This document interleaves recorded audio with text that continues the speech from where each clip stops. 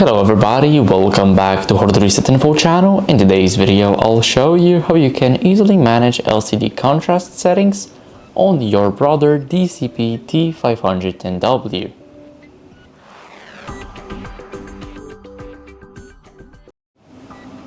So first, what you guys need to do is open up the menu by clicking on this little button. Now go over to the general setup. And now go to LCD contrast. Here you can change it from light to dark depending on your preference. As you guys can see, now we are at the dark contrast, but by clicking OK, choosing another option and clicking OK on the light again, then we will be on the light contrast. So this is how you can easily adjust it. Thank you guys for watching. Make sure to leave a like, subscribe, and see you next time. Bye.